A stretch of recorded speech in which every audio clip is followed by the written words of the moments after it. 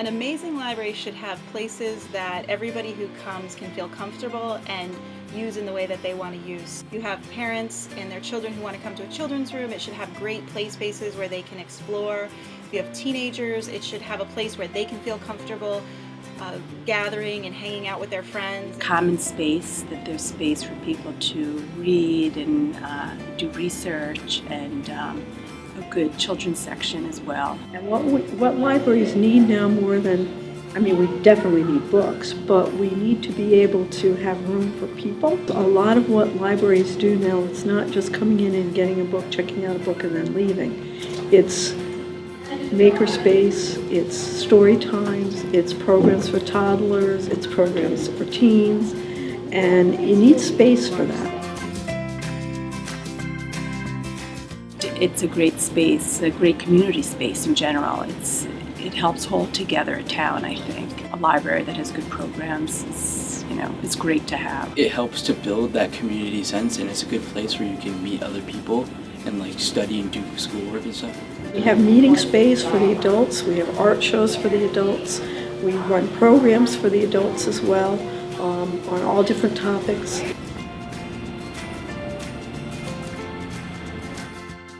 There's a lot of information out there, and that's what librarians are trained in helping people find.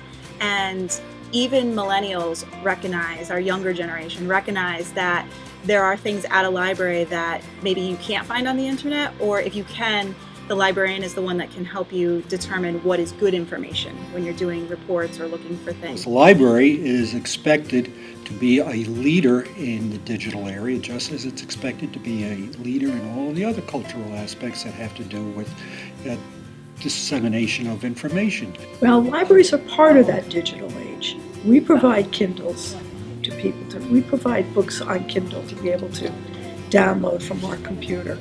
We provide space for people to come in and use their computer and Wi-Fi. The technology has just maybe changed some of the way that we work, but it certainly hasn't changed the work that we do.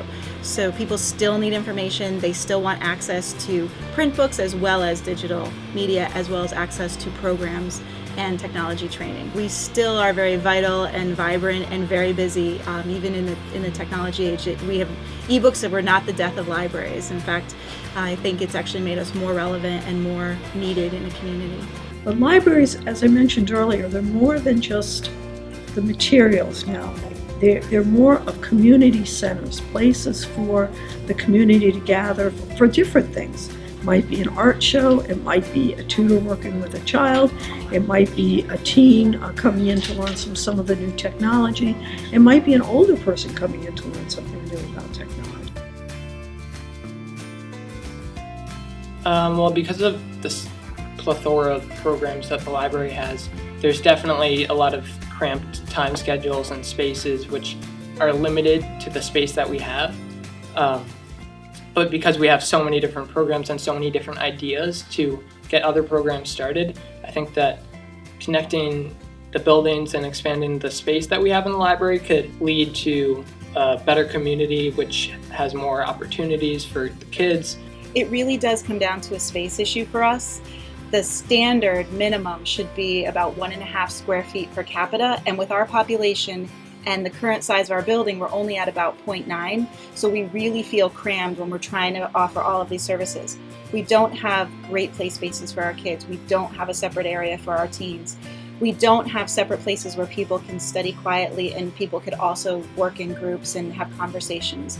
We have a lot of programs here. Some of the programs require some equipment and storage. There's virtually no storage in this place at this point. It's just really crammed to the rafters. And so that's one aspect of it. Also, the other one is just there would be less competition for resources.